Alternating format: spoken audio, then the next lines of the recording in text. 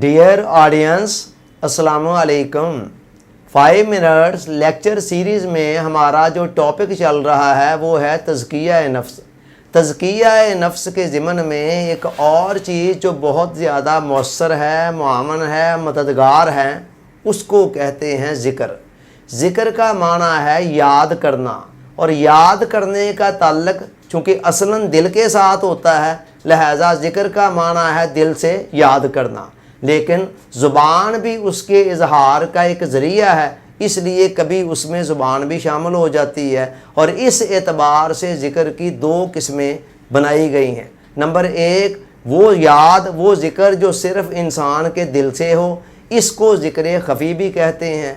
इसी का नाम वकूफ़ क़ल्बी भी है, और इसी का नाम पास अनफास भी है। और दूसरी ज़िक्र की वो किस्म कि जिसके अंदर दिल के साथ ज़ुबान भी शामिल हो जाती है, इसको ज़िक्र जाहरी भी कहते हैं, और दूसरा नाम इसका ज़िक्र लिसानी भी है। मगर ये बात ज़हन में रहनी चाहिए कि ज़ुबान के साथ जब ज़िक्र किया जा रहा हो तो उसमें भी दिल की इन्वॉल्वमेंट बहुत ज़रूरी है, वरना फिर नताइज बहुत कम मिलेंगे। और आम तौर पर हमारे साथ इसी तरह होता है कि हम ज़ुबान के साथ तो ज़िक्र कर रहे होते हैं, लेकिन दिल कहीं और आवारगियाँ कर रहा होता है, दिल साथ शामिल नहीं होता, लिहाजा ज़िक्र के पूरे नताइज हमें मिल नहीं पाते हैं। तो ये जो ज़िक्र है, ये इतनी अहम चीज़ है तज़किया नफ्स के ज़िमन में कि हुज़ूर अलैहि सलाम ने फरमाया, इन्ना हाज़िहिल क़ुलूब तस्दाउ कमा यस्दाउल हदीद। है लोगों, इंसान का दिल, इंसान का मन उसी तरह गंदा मंदा मैला कुचैला हो जाता है जैसे लोहा जब नमी में पड़ा रहता है उसे जंग लग जाता है। फरमाया फजलूहा बिज़िक्रिल्लाह, इन दिलों के आइनों को पॉलिश कर दिया करो अल्लाह के ज़िक्र के ज़रिए से। दूसरी हदीस में आका ने फरमाया, लिकुल्ले शैइन सिकालतुन व सिकालतुल क़ुलूब ज़िक्रुल्लाह। लोगों, हर चीज़ के लिए एक रेगमार होता है जो उसके जंग को, मैल कुचैल को उतारने वाला होता है, और दिलों का रेगमार जो है ये अल्लाह का ज़िक्र है। तो इंसानी शख्सियत को प्योरीफाई करने के लिए, पाक साफ़ करने के लिए, अलाइशों से, मैल कुचैल से अल्लाह का ज़िक्र जो है बड़ी अहम हैसियत रखता है। और अगर गौर से देखा जाए तो ये ज़िक्र जो है ये तमाम इबादात की रूह है। नमाज के हवाले से कुरान ने कहा अक़िमिस्सलात लिज़िक्री, कि नमाज करो, अल्लाह फरमा रहे हैं मेरी याद को कायम करने के लिए। तो ज़िक्र तमाम इबादात की रूह है, और ज़िक्र की अहमियत का अंदाज़ा आप यहाँ से लगाएं कि कुरान मजीद ने बार बार ज़िक्र का हुक्म दिया, और ख़ाली ज़िक्र का हुक्म नहीं दिया बल्कि ज़िक्र को कसरत के साथ करने का हुक्म दिया।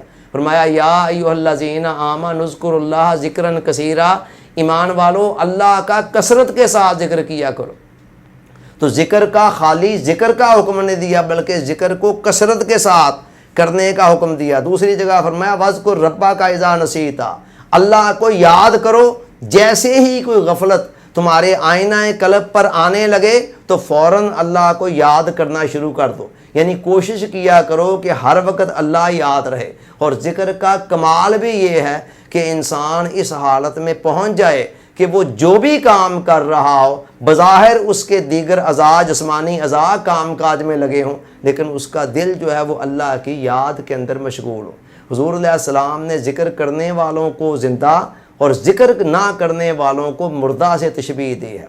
तो लिहाजा इंसान के लिए ज़रूरी है कि कुछ सीगे ज़िक्र के मुकर्रर करे, कुछ चीज़ें, कुछ ज़िक्र कल्बी, कुछ जाहरी, जो इंसान ने डेली बेसिस के ऊपर परफॉर्म करने हो। इसमें तलावत आ जाती है, इसमें इस्तिग़फ़ार है, इसमें दरूद पाक है, कलमा तय्यबा का ज़िक्र है, और बेशुमार सीगे हैं ज़िक्र के जो कुरान और हदीस के अंदर आए हैं। कुछ सीगे तो इंसान के मुकर्रर होने चाहिए जिनको डेली बेसिस पर बजा लाया जाए, अदा किया जाए, पढ़ा जाए। और इसके अलावा भी बंदा कोशिश करे गाहे बगाहे वक्तन फ़ौक्तन किसी ना किसी रंग में अल्लाह को याद करता रहे। आपने देखा होगा कि हुज़ूर अलैहि सलाम की हर मौका के हवाले से कोई ना कोई दुआ है।